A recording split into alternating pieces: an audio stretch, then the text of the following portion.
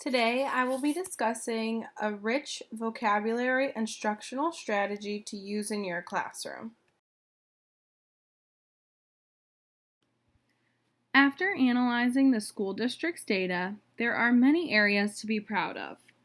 As a district, 62% of students are proficient on the English Language Arts third grade test. We are always working to improve this number, however, it is a great place to start. As a district, 70% of first grade students are meeting benchmark according to reading assessment scores.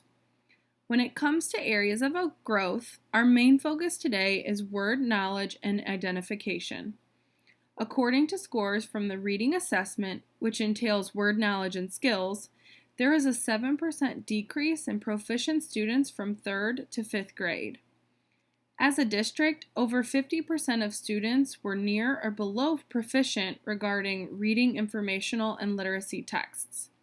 Specifically regarding the item analysis for the 3rd grade ELA test, the students marked 43% incorrect when determining the meaning of general, academic, and domain-specific words or phrases. Students marked 45% incorrect when determining the meaning of unknown and multiple meaning words. With these statistics at hand, I think focusing on implementing effective vocabulary strategies in our classroom will help students improve their ability to read informational and literacy texts and then produce information regarding those. As educators, we know the importance of vocabulary instruction. Vocabulary acquisition has come to the forefront of education because of its identification as one of the 5 essential components of reading instruction by the National Reading Panel in 2000. A large body of research indicates the critical role vocabulary knowledge plays in reading comprehension, courtesy of Bank and other researchers. It was put simply by Blackowitz, Fisher, and Ogle as they wrote that the relationship between vocabulary knowledge and comprehension makes intuitive sense. You will understand what you read better if you know the words. Currently, in the Common Core state standards, the word vocabulary occurs more than 150 times, further prompting teachers to focus on its instruction. With this knowledge at hand, our next step is to determine the most effective ways to teach vocabulary to our students. Before we move on, I'd like you to rate the importance you place on vocabulary instruction in your classroom.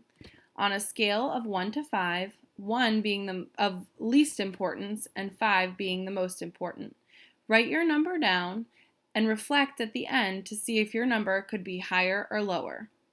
Take a minute to think about your teaching and how vocabulary knowledge affects your students' literacy development. When it comes to implementing effective instruction, there is no need to reinvent the wheel when we have research-based best practices to guide us. Our focus strategy today comes from lead researchers in the field, Beck and McCohen. The study they conducted was meant to increase oral vocabulary in young, low-income students. These are the perfect candidates as Becker reports that there is a gap between economically disadvantaged students and economically advantaged students that begins in preschool and continues to grow throughout schooling. The study focused on teaching vocabulary in relation to classroom read-alouds. If you need ideas for classroom read-alouds, Scholastic has a list of 100 books that you could try out.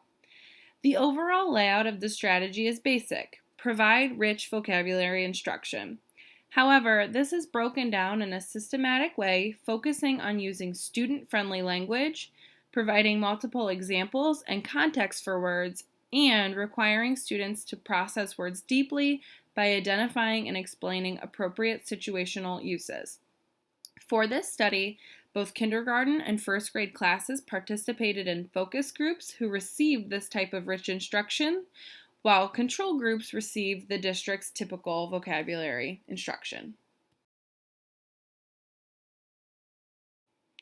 To effectively implement this strategy of rich vocabulary instruction, Select a classroom read aloud that encourages opportunities for rich language development through discussion of narratives.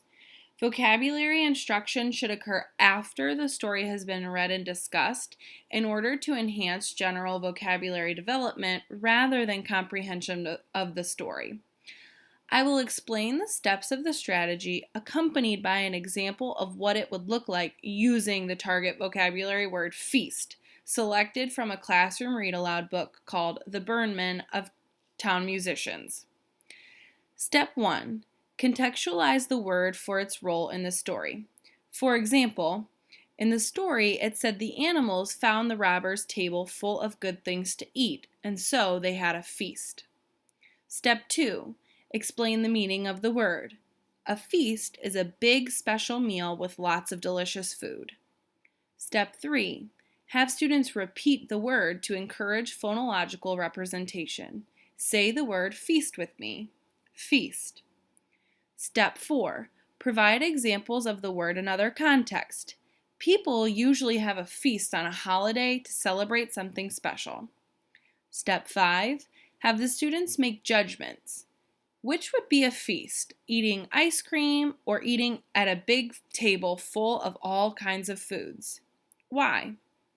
Step 6. Have students construct their own examples. If you wanted to have a feast, what kind of foods would you want? Step 7. Reinforce the meaning at time of instruction. What's the word that means a big special meal? Step 8. Find ways to use the word in regular classroom activities and keep a tally system as a visual aid for students to see how many times they can create the word in natural conversation. These are the examples linked with their steps provided in the previous slide. Take a minute to review this slide with steps and the examples provided. Think of how you could adapt this to fit a vocabulary word in one of your classroom read-alouds.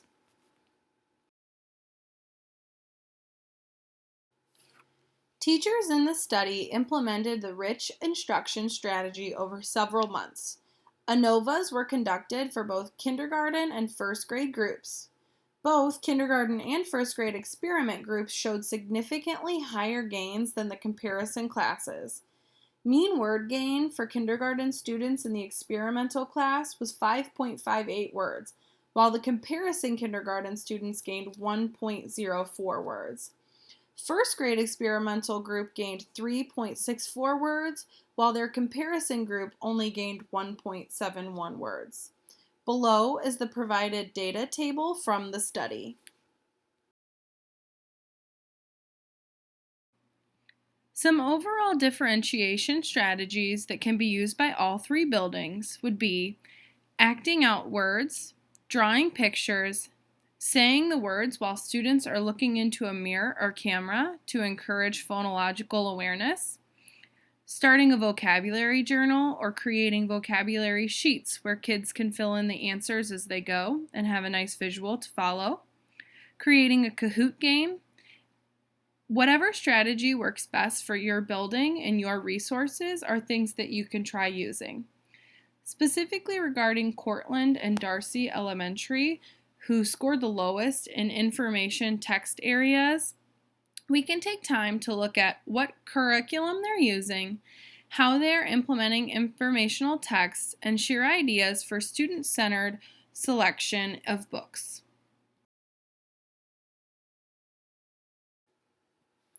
Although this strategy is simple in name, it's complex in execution.